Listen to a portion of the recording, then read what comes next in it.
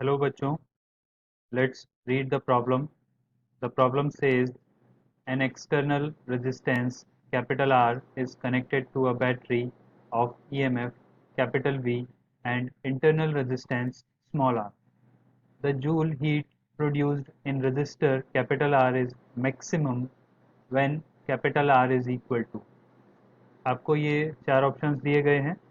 देखिए किस तरीके से इस प्रॉब्लम को हम सॉल्व करेंगे. सबसे पहले अगर गिवन बात करें, गिवन क्या है हमको, तो मान लेते हैं एक इस तरीके का एक्सटर्नल रेजिस्टेंस है, that is capital R, that is connected to a battery of EMF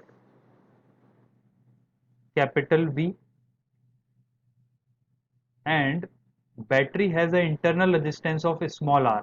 so internal resistance को मैं ऐसे शो करके यहाँ पे स्मॉल आर से शो कर सकता हूँ.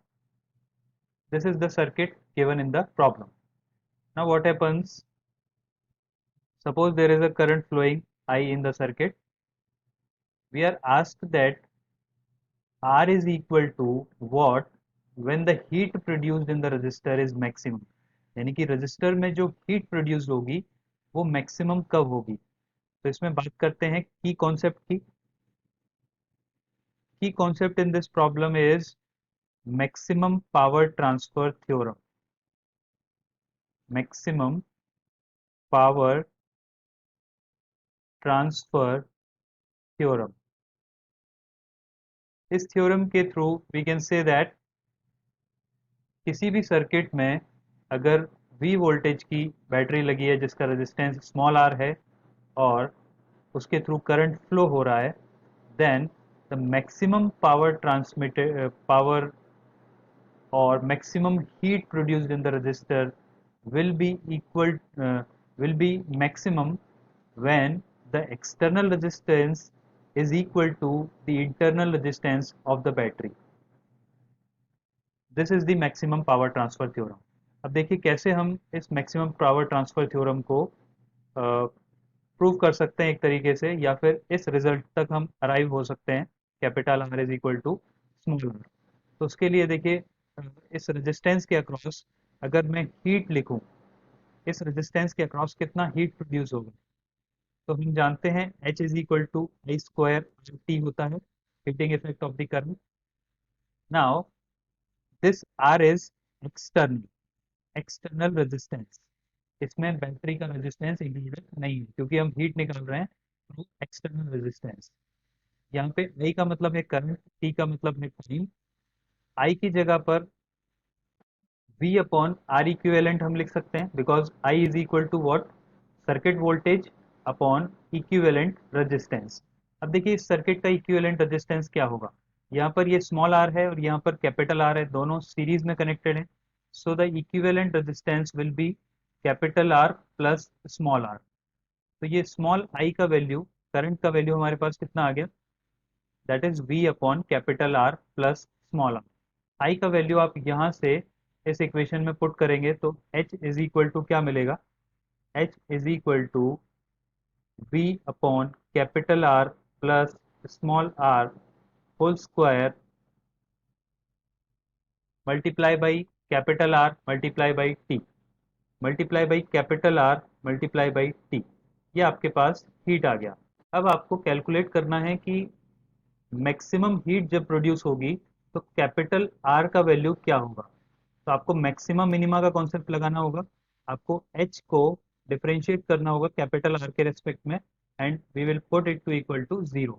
तो यहाँ से डिफरेंशिएट करते हैं. सबसे पहले डिफरेंशिएशन ऑफ, देखिए इसमें ये V square upon capital R plus R whole square multiply by R हो जाएगा. तो differentiation of V square upon capital R plus small r whole square multiply by r multiply by T with respect to r and equate it to zero.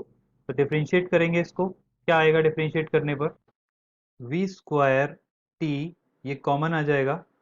आपको differentiation करना है r अपॉन r plus small r whole square with respect to dr.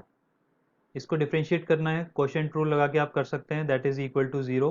This implies differentiation of this, quotient rule लगाएंगे तो देखिए क्या होगा, ये r plus small r whole square multiply by 1 minus capital R multiply by 2 times of capital R plus small r divided by capital R plus small r whole square.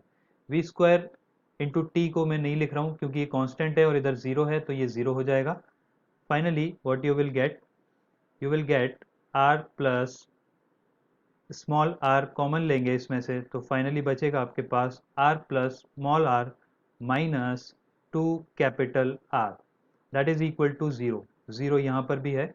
So finally you will get r plus small r, यहाँ पर भी आपको क्या मिलेगा, r minus small r that is equal to zero. इसको equate zero के कर देंगे बट यहाँ से रेजिस्टेंस आपको नेगेटिव मिलेगा। So capital R is equal small r is equal to capital R। Finally जो रिलेशन हमने मैक्सिमम पावर थ्योरम से अभी बताया था, this relation we got from the maximum minima concept also. तो पावर हीट लॉस मैक्सिमम होने के लिए जो एक्सटर्नल रेजिस्टेंस है that should be equal to internal resistance. तो आपको जो करेक्ट आंसर होगा that capital R should be equal to small r. I hope you understood it well. Thank you so much. Best of luck.